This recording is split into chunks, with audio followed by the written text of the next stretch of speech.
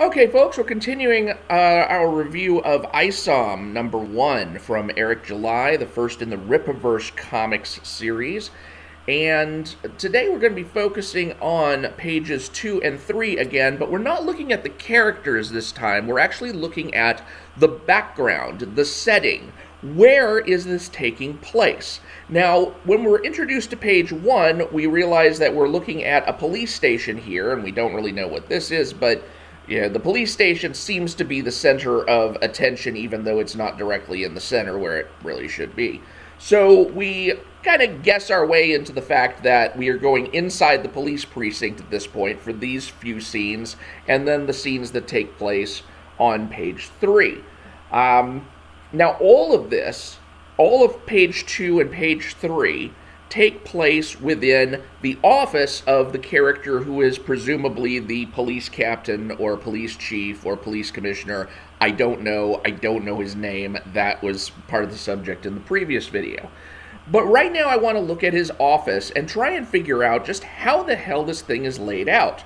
Because when you start by seeing that these guys are looking at a TV, and the TV is up on a wall.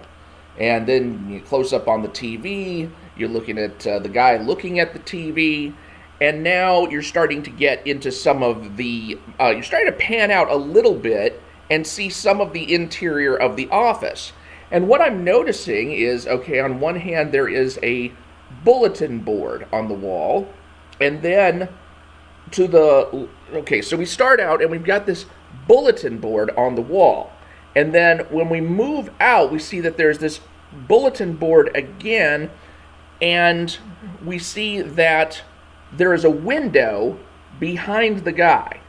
And then in this panel, we also see the same bulletin board, and then this bulletin board is next to the windows. So far what we know is that one corner of this office, which is revealed to us at the bottom here, is his office.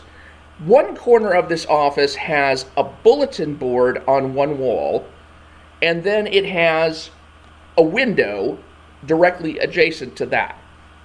Now, here we have the scene where he's throwing the guys out of his office. He's basically saying, "Get the hell out of my office." But the question becomes, to where is he pointing when he's telling them to get the hell out of his office? Because look where this bulletin board is. This bulletin board looks exactly like the bulletin board that's up here. And the bulletin board that's up here is adjoining to a window. If that's the same bulletin board, he's telling them to go jump out the window. I mean, that's actually how this plays out, is he's telling them to go leave through the window. That doesn't make any sense. So what is actually happening here? Now, I happen to notice when I was looking at this that there's another bulletin board that's behind him. And that bulletin board, there is like a set of file cabinets, and then there's a chair, and then there's what looks like like the beginning of a couch. And I noticed that here we also have a chair sitting right there, and then we have the beginning of a couch. So maybe this is the bulletin board that we're supposed to be seeing.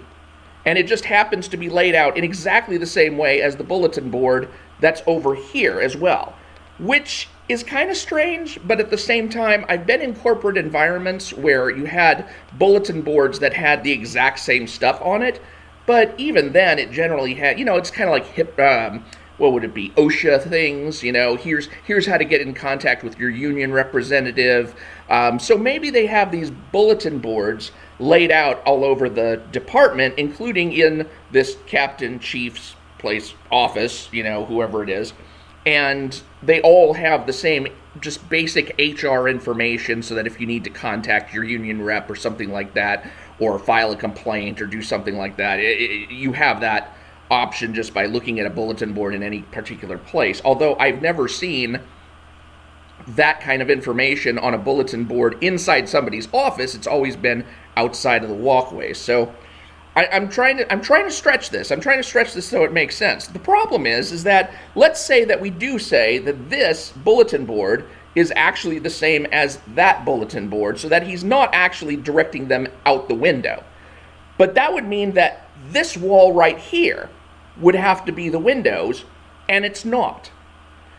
This office spatially cannot exist.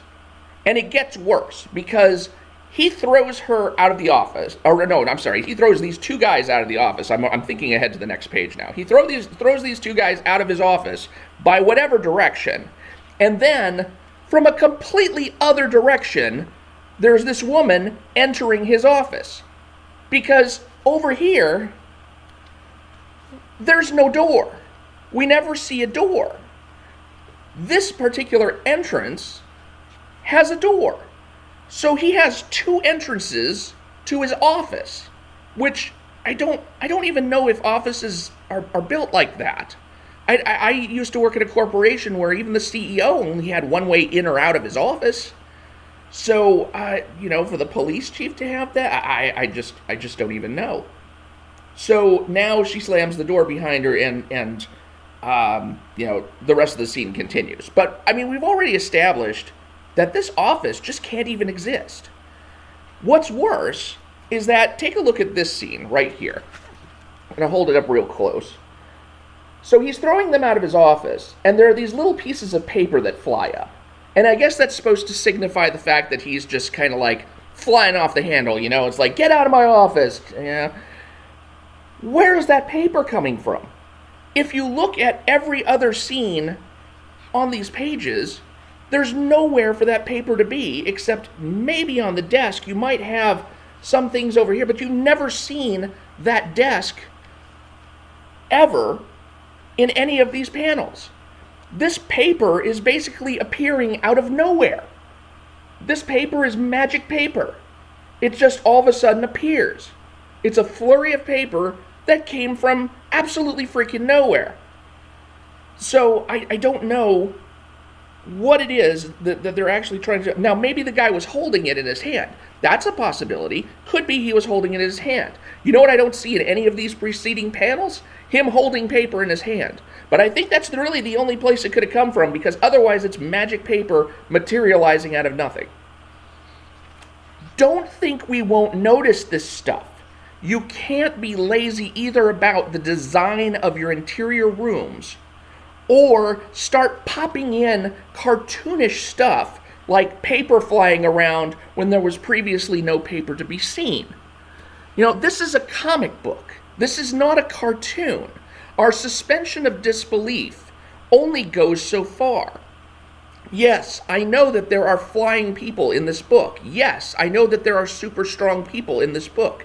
But that doesn't mean that you can turn a police captain or chief or commissioner's or whoever the hell he is office into some M.C. Escher painting where you have the infinite staircase and all that kind of crap.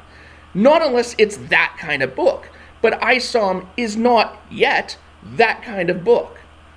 And yet we see elements of that where it's just a bit of bad planning as far as laying out this office. So, one of the things that has always bothered me is artists who ignore backgrounds, who think that the backgrounds are not important. And there are different ways that people ignore the importance of backgrounds. One of the worst artists of all time when it comes to this is Rob Liefeld.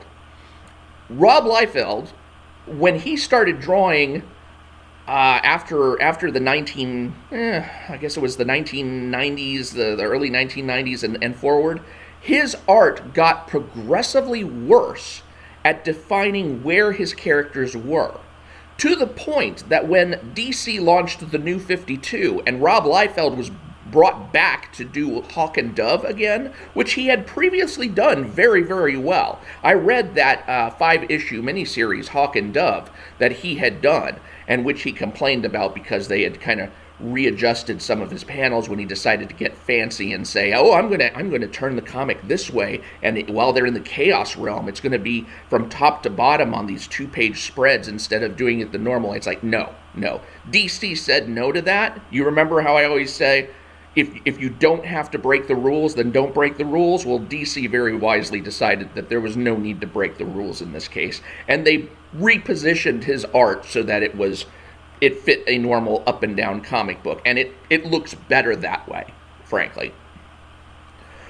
But Rob Liefeld, after that time, in the years intervening between that Hawk and Dove and this New 52 Hawk and Dove, he just basically said, I don't give a flying piss where these characters are at any moment in time. I tried reading Hawk and Dove #1, and by the time I got like about 6 or 7 pages in, I'm like, I have no freaking idea where these characters are. I don't know if they're outdoors or indoors. I don't know if they're in a room, how the room is shaped. I don't know where the walls are. I don't know how far they are from the walls. It was a terrible, terrible reading experience.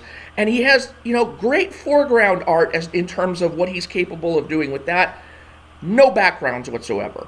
I mean, I swear, that man needs a Gerhard. If you know who I'm talking about, Gerhard worked with Dave Sim on Cerebus the Aardvark, and Dave Sim would do the foreground art, and Gerhard would do the backgrounds, and do incredibly detailed backgrounds over which Dave Sim would lay the foreground art. And they worked wonderfully as a team, and if Rob Liefeld ever wants to come back and do serious comic book work again, which I know he already is doing, but what he really needs is some artist to be his Gerhard, to be the guy who does the backgrounds, because he won't. There's another artist who, oh God, I've ragged on this guy so many times. There's another artist who also has a problem with backgrounds, but the way that he solves his background problem is because he stuffs so much into the foreground. I'm talking about Ethan Van Sciver. If you look at so many of his panels in Cyberfrog Bloodhoney, one of the things I noticed is that he will have his foreground jammed full of foreground material to the point where you can't even see much background. And so instead of a very well-balanced panel where you have foreground and background and they both complement each other, he's just got foreground like practically lunging at you out of the page, and the background, take it or leave it. Although he still, whatever he doesn't cover up in the foreground, he still does a magnificent job of detailing out in the background. So he's not, I was going to say he's not lazy in that respect, but the laziness comes in basically saying, I'm going to fill up so much of this panel that I don't really have to worry that much about the background. There's not going to be that much left to background. So that's another way that some people escape the responsibility of making sure that your backgrounds are looking just as good as your foreground material. So, these pages of The Office, this paradoxical, I don't know how in the world this thing is supposed to work, Office, you will not get away with that. You can't get away with that, because there will be people like me who look at that and say, this doesn't work. This can't work. This doesn't even work inside Doctor Who's TARDIS. It just doesn't work.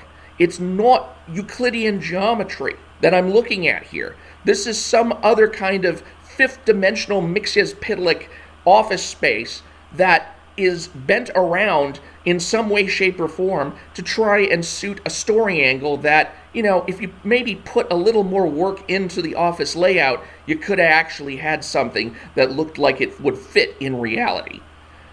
So that is my rant as far as pages 2 and 3 of ISOM goes when it comes to the setting we're talking about here. Characters, that was the previous video. This one's about setting.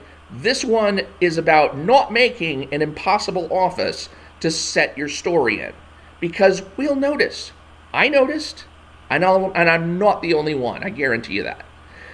I'm Mike Partika. Thanks for watching. Please do subscribe so that you'll catch the next commentary, and I will talk to you later.